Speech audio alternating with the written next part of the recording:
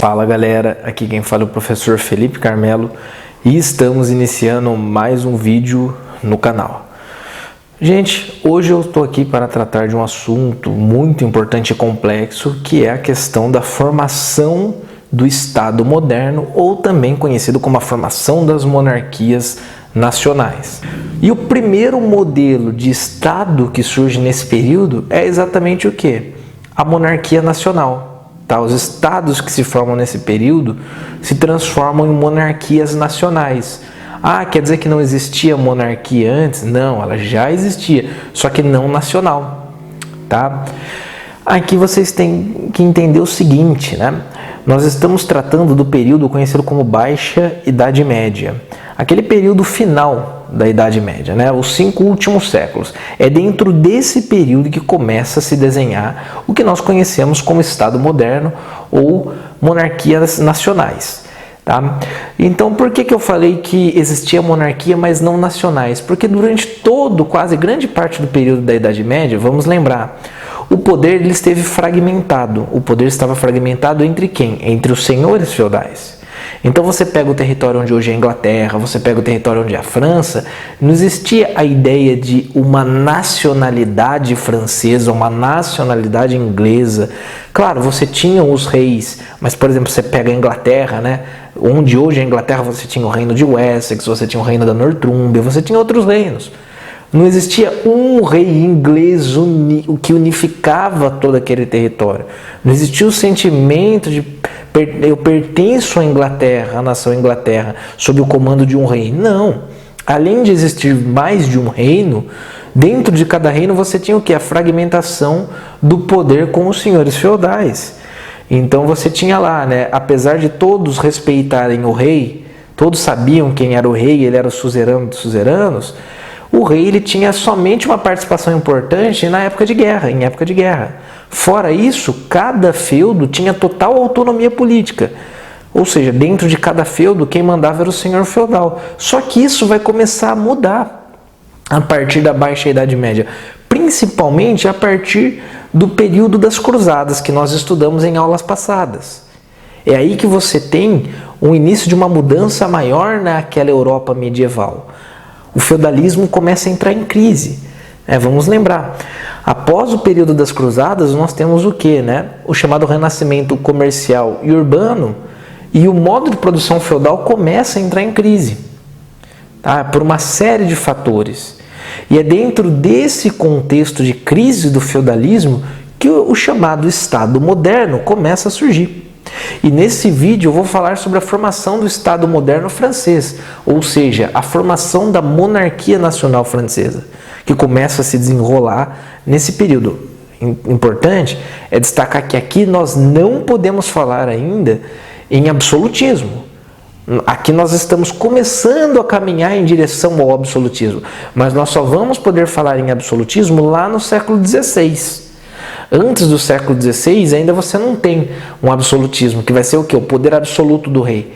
É um longo processo que começa ali por volta do século X e que se consolida no século XVI, XVII e vai até o século XVIII com Luís XV, depois tem o rei Luís XVI, que é guilhotinado na Revolução Francesa, e aí nós temos o fim do absolutismo francês. Então veja bem, é um período longo, estamos falando do século X até o século XVII, XVIII, ou seja, estamos falando de um período aí de 700, 800 anos de formação do absolutismo francês, tá? É porque a França vai se tornar o auge do absolutismo. Nesse vídeo eu ainda não vou falar do absolutismo propriamente dito francês, mas vou falar dos primeiros reis que ainda ali na Baixa Idade Média já começaram a concentrar cada vez mais o poder em suas mãos. Então você tem dentro desse período, o período das cruzadas, período do aumento do comércio, uma crise do feudalismo. O feudalismo, nós vimos nas aulas passadas, ele não aguentava mais. O modo de produção feudal era um modo de produção que produzia muito pouco, voltado para a autossuficiência, não conseguia mais dar conta daquela população aumentando cada vez mais na Europa. As cruzadas acabaram servindo já como uma válvula de escape.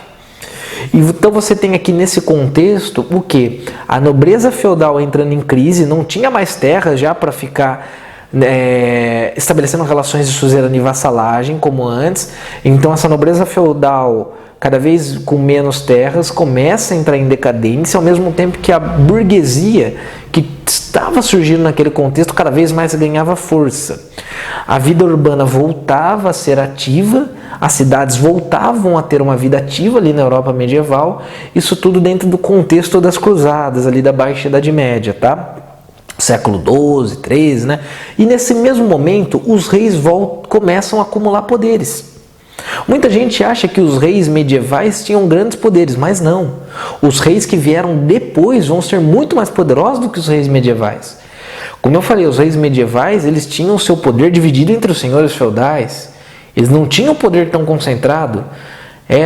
Você tinha senhores feudais que tinham mais poder que o próprio rei, muitas vezes.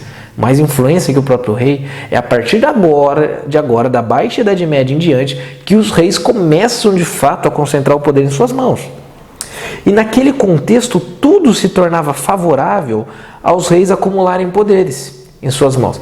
Então vamos parar para pensar. Naquele contexto em que o comércio voltava a ter uma vida mais ativa, né? A vida urbana se tornava mais intensa na Europa, aquela fragmentação política característica do feudalismo não dava mais certo. Pensem comigo, gente, para aquela burguesia que estava surgindo naquele contexto, né? Era péssima aquela fragmentação feudal. Uma vez que o burguês ia até o Oriente, por exemplo, comprava mercadorias lá e ia para a Europa para revender essas mercadorias na Europa, para ele era péssimo. Porque dentro de cada feudo que ele entrava, dentro de cada território que ele entrava, por exemplo, ele entrava no território onde hoje é a França. E o território onde hoje é a França era uma colcha de retalhos. Era formado por diversos feudos. Cada feudo que ele entrava, havia uma moeda específica. Ou seja, as moedas europeias eram fracas, não tinha uma moeda nacional. Eram moedas fracas, péssimas para o comércio. Porque eram moedas que muitas vezes não vão ser nem aceitas lá no comércio com o Oriente. Uma moeda que só tinha valor dentro de um feudo, por exemplo. Por quê? Porque o feudalismo não era voltado para o comércio. Então eles não se importavam com moeda. Tá? Então aquela fragmentação. Aí esse mercador, né, esse burguês, lembrando que o burguês é aquele que vivia dentro dos burgos, aquelas regiões fortificadas medievais, são pessoas que vão estar naquele contexto relacionadas ao comércio, tá? Então você pensa, aí esse burguês, né, esse mercador, ele vai para uma região, aí para atravessar de um feudo para o outro tem que pagar pedágio. Aí cada feudo tem uma lei, cada feudo tem um imposto, cada feudo tem uma moeda. Era péssimo para o comércio. Então, naquele momento que o comércio volta a crescer na Europa, se tornava cada vez mais interessante o que? Uma centralização do poder nas mãos de um rei, no caso. Para quê? Para combater todos aqueles privilégios feudais e aquela fragmentação. Então, olha a importância disso tudo, né? É nesse contexto, então, que a burguesia começa a se aliar aos reis. E nesse contexto de aliança rei-burguesia, né, eles se aliam por um interesse em comum, que era qual? Tirar o poder da nobreza. Desmilitarizar a nobreza. Porque para um rei se tornar poderoso, ele precisa ter um monopólio do uso da força. E como que ele consegue isso? Tirando esse uso da força da nobreza. Quem que eram os guerreiros até então? A nobreza. Um rei poderoso precisa pagar um exército. Para isso ele tem que tirar o poder da nobreza, tá? Esse poder militar da nobreza, e mais do que isso, ele precisa que dinheiro circule dentro do seu território para que ele possa cobrar impostos. Quanto mais dinheiro circulando, mercadoria circulando, ele consegue cobrar impostos e consegue pagar um exército forte. Então, nesse momento, era ótimo para o rei se aliar à burguesia, porque a burguesia traria o quê? Riqueza para dentro do seu território. E para a burguesia seria bom também abrir mão do poder político, mas ter uma centralização política nas mãos do rei. Por quê? Porque o rei criaria apenas uma moeda, apenas um imposto, unificaria tudo e ficaria muito mais fácil para o comércio. Então você tem essa aliança. E para a nobreza, né, que está em decadência? Gente, para a nobreza que está em decadência, também naquele contexto era interessante a centralização política nas mãos do rei. E por quê? Porque, gente, a nobreza estava sendo muito atacada pelos camponeses. Os servos já não respeitavam mais os nobres. Com a crise do feudalismo, muita gente passando fome, as revoltas camponesas se tornaram algo comum na Europa.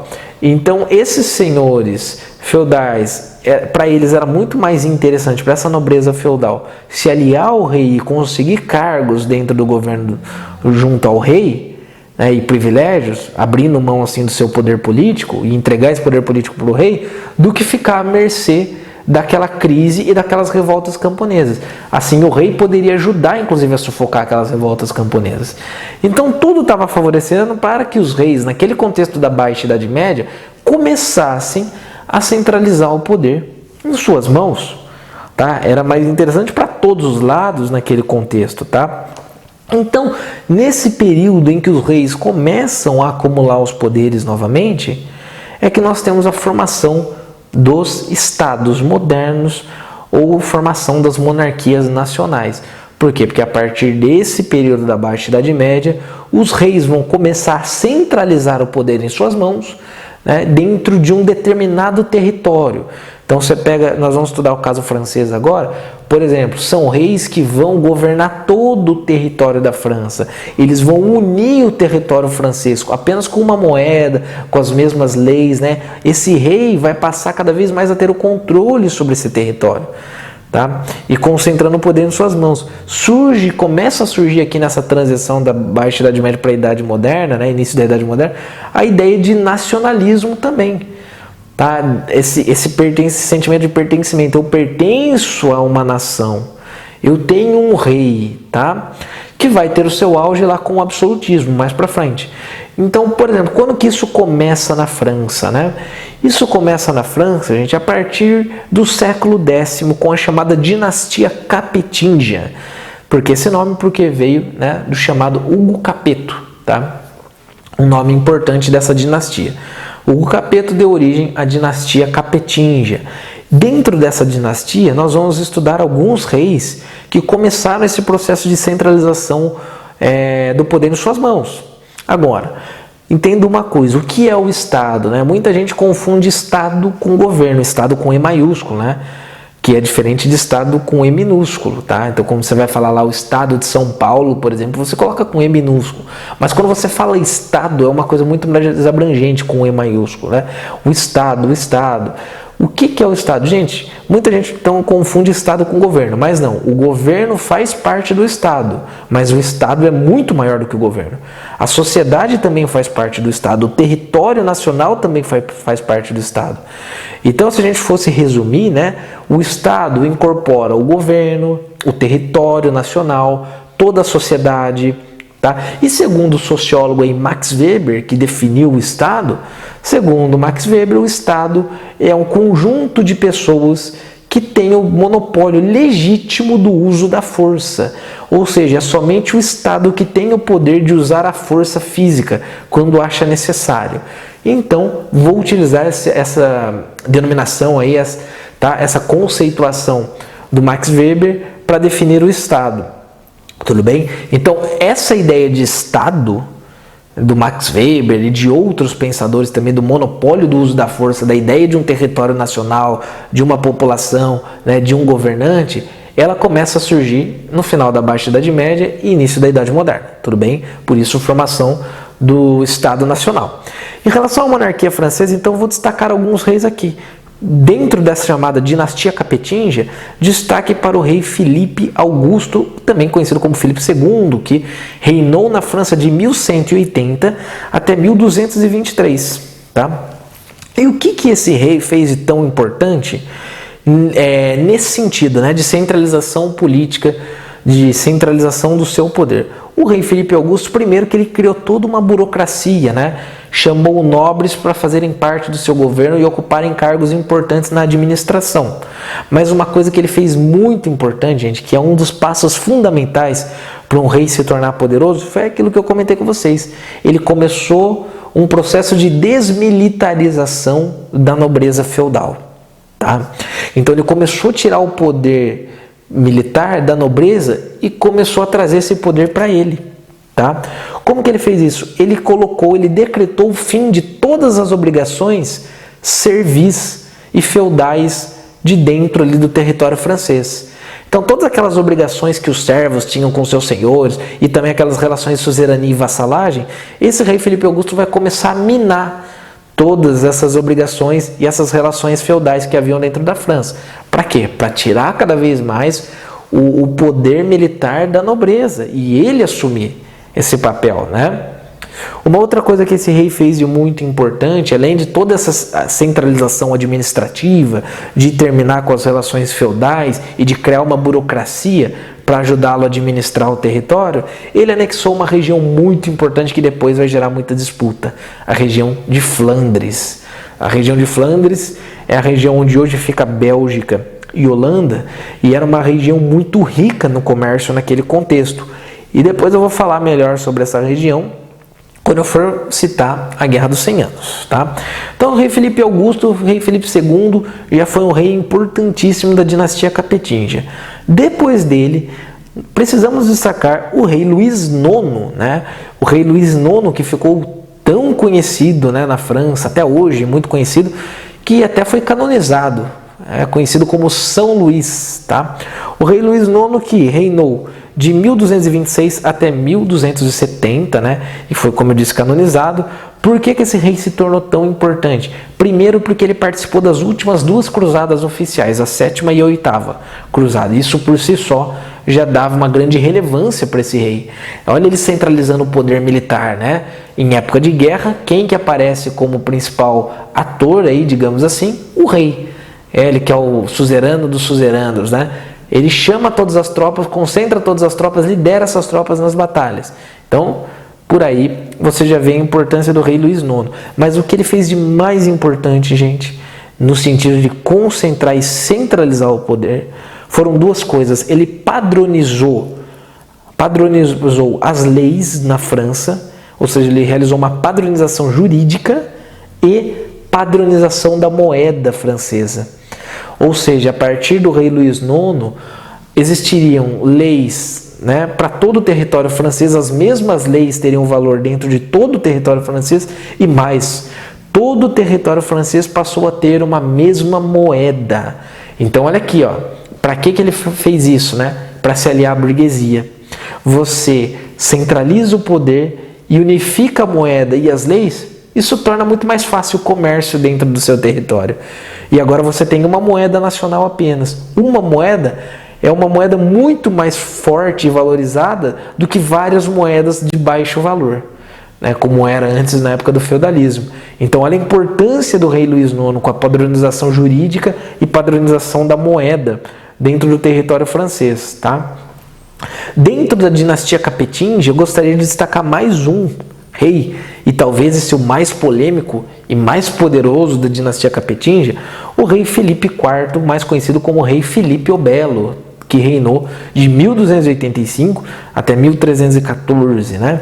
Gente, o rei Felipe o Belo, ele bateu de frente com a igreja, tá? Então percebam que cada rei que vinha nessa monarquia francesa dava um passo a mais na direção da concentração do poder.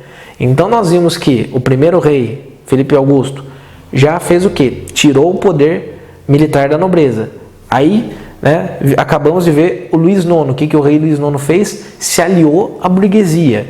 E agora vem o Felipe o Belo, né, o Felipe IV, o Felipe o Belo, faz o quê? Né? Bate de frente com o clero, com a Igreja Católica.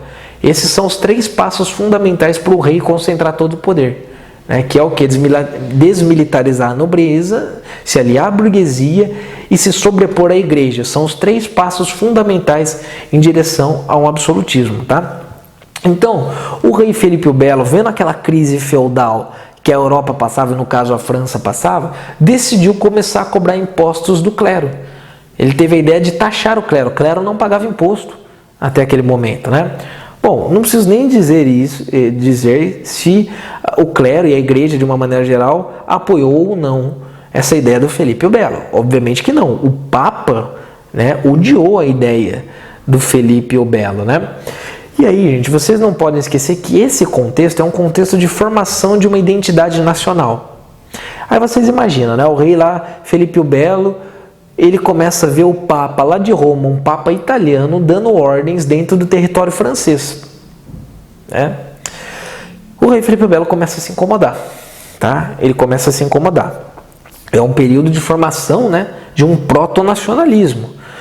Até que o Papa, que tinha feito oposição à ideia do Felipe o Belo, acaba falecendo. O Papa era o Papa Bonifácio VIII. O Papa Bonifácio VIII acaba falecendo após alguns anos, e como sempre, né, quando um Papa morre, faz-se uma nova eleição para eleger um novo Papa. E aí, gente, é que o Felipe o Belo vai começar a atuar dentro do clero. O Felipe IV, conhecido como Felipe Belo, rei da França, começa a influenciar alguns cardeais lá em Roma, porque ele queria que o próximo Papa fosse francês. E todos os papas da história até então tinham sido italianos. Todos, sem exceção, tinham sido italianos. E aí o rei Felipe o Belo da França começa a influenciar os cardeais, consegue comprar votos e consegue que o novo Papa, né, o Papa Clemente V, que foi eleito agora, fosse um Papa francês. Pela primeira vez, o Papa não vai ser italiano. Olha só o poder que esse rei teve. Conseguiu influenciar e comprar literalmente os cardeais, prometeu, né, terras, fez um monte de coisa, né, e conseguiu com que um Papa francês fosse eleito. O Papa francês foi eleito, só que isso gerou um desconforto. Mais do que isso, o rei Felipe o Belo foi lá e decidiu mudar a sede do papado de Roma para a cidade de Avignon, na França. Então veja bem, o rei da França conseguiu influenciar a eleição de um papa. Pela primeira vez o papa não era italiano, sim um papa francês. E mais, a sede do papado agora vai sair de Roma e vai para Avignon, na França. Esse episódio ficou conhecido como Cativeiro de Avignon, que durou aí de 1309 até 1377. Um período de muitas tensões, né? Muita gente lá de Roma não concordou com a mudança da sede do papado. Tanto é que depois disso aconteceu outra divisão na cristandade, o chamado Cisma do Ocidente. Tá? O Cisma do Ocidente foi o quê? O pessoal lá de Roma, não concordando com a situação do Papa lá na França, decidiu eleger um novo Papa, um Papa lá em Roma novamente. E aí o que aconteceu? A cristandade ficou dividida. Né? De 1378 até 1417, nós tivemos um Papa em Roma, na Itália, e outro Papa na França, em Avignon. Olha só que beleza, né? Mas veja o poder que teve esse rei Felipe IV, ou Felipe o Belo, né? Bateu de frente com o clero, levou a sede do papado para a França, inclusive, tá? Bom, gente, então sobre a dinastia capetinga, esses foram os reis que eu gostaria de destacar. Esses três que eu destaquei foram os reis mais importantes que começaram essa centralização do poder, né, e formação desse Estado moderno e dessa ideia de nacionalismo, tá? O sentimento de nacionalismo francês. Aí, depois disso, né, eu gostaria de destacar também alguns reis da dinastia de Valois. Tá? A dinastia de Valois, gente, foi uma dinastia muito importante na França. Tá? E em grande parte dessa importância deve-se à chamada Guerra dos 100 Anos. Né? Porque, como eu já disse para vocês, em época de guerra, a figura que se fortifica geralmente é o rei, tá? O rei assume o protagonismo em época de guerra e não foi diferente durante a Guerra dos 100 Anos, tá? A Guerra dos 100 Anos, o século XIV de uma maneira geral, marcada pela Guerra dos 100 Anos, a peste negra, que o nome correto é peste bubônica, né? E um período de muita fome, vão enterrar de vez o feudalismo e vão, né, digamos assim, impulsionar a formação do Estado moderno, porque o feudalismo não vai aguentar a chamada grande crise do século XIV, tá? Mas o que importa para nós aqui é o que? É a dinastia de Valois. Dentro dessa dinastia de Valois, quem que eu gostaria de destacar? Vou destacar aqui o Carlos IV, tá? Porque o que acontece, gente? Para quem não sabe, né? Eu vou explicar rapidamente, porque não é o foco da aula aqui, a Guerra dos 100 Anos. A Guerra dos 100 Anos foi um conflito que na verdade durou 116 anos, né, e não 100 anos. Ah, mas foram 116 anos de guerra sem parar? Claro que não. Foram várias batalhas dentro desses 116 anos, parava, voltava, e teve um período que tiveram que parar por conta da peste negra, depois voltaram a guerrear. Claro que não são 116 anos seguidos de guerra, tá? Mas de 1337 a 1453, nós temos o quê? A chamada Guerra dos 100 Anos entre França e Inglaterra. Dois motivos principais levaram ao início do conflito. Um motivo dinástico, ou seja, por uma crise dinástica, e outro motivo econômico. A crise dinástica foi o seguinte: O então rei da dinastia de Valois, tá? O então rei francês Carlos IV morre sem deixar herdeiro. Tá? Ele morre sem deixar herdeiro. Tudo bem. Essa é a crise dinástica. E o então rei da Inglaterra, que era o rei Eduardo III, era sobrinho do Carlos IV.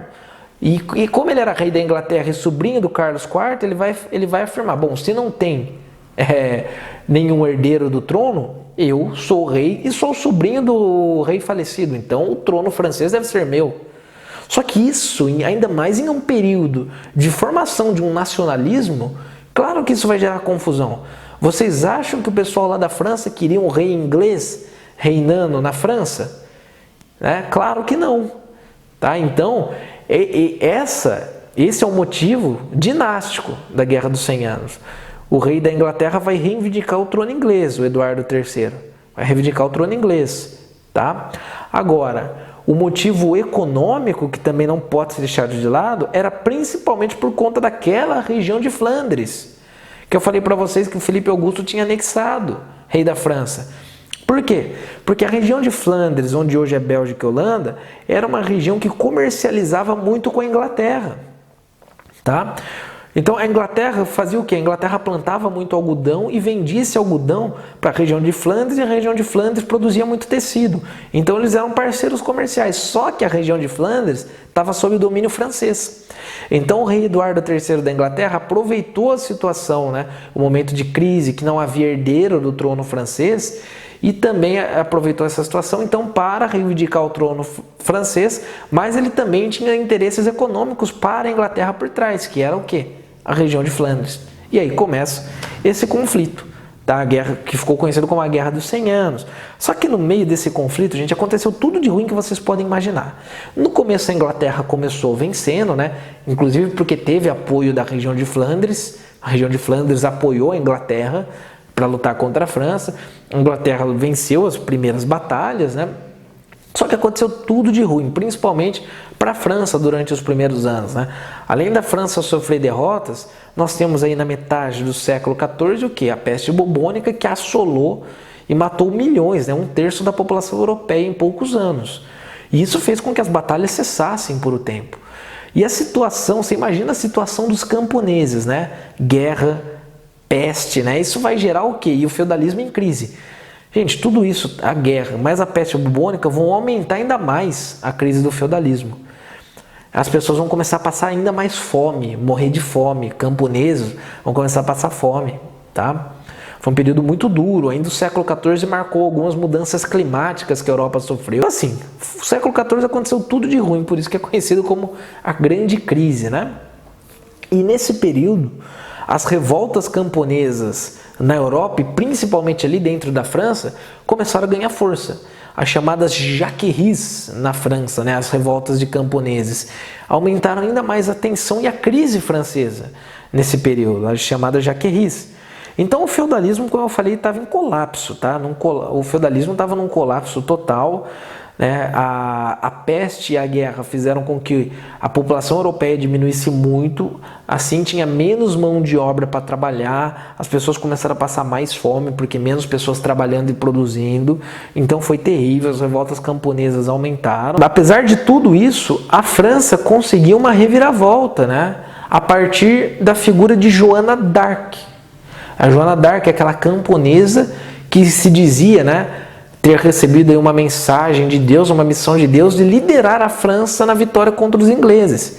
E aquela camponesa que não teve acesso a estudo nem treinamento militar, de fato liderou os franceses e foi fundamental para a reviravolta francesa, porque a partir da Joana d'Arc, mesmo depois com ela sendo capturada e sendo queimada lá na Inglaterra, os franceses passaram a vencer. Deram a volta por cima, passaram a vencer as batalhas e no final venceram a Guerra dos 100 Anos. Então o ponto fundamental aí de reviravolta francesa foi exatamente a partir do momento que Joana d'Arc assumiu o controle. Então você tem aí a própria figura da Joana d'Arc ajudando a criar um sentimento de nacionalismo na França. Então a Joana d'Arc também foi fundamental para esse sentimento nacional francês. Eu pertenço à França. A Joana d'Arc representa todos os franceses. né? Uma mulher camponesa que foi e liderou os franceses na vitória contra os ingleses. Então tudo isso conspirava para que cada vez mais você tivesse uma centralização, e os reis franceses, gente, passaram a ter cada vez mais poderes. A França venceu a Guerra dos 100 Anos. Imagina o prestígio que esses reis obtiveram. Cada vez mais o poder se centralizava. Então a dinastia de Valois na França passou a concentrar ainda mais o poder em suas mãos. Tá? E durante a Guerra dos 100 Anos, como eu falei, tanto a monarquia francesa quanto a monarquia inglesa passaram por um processo importantíssimo de centralização política e militar e econômica e tudo, tá? Naquele contexto. Então, só para a gente fechar esse vídeo, vimos alguns reis franceses aqui, que não falamos de absolutismo ainda, mas estamos caminhando para o absolutismo.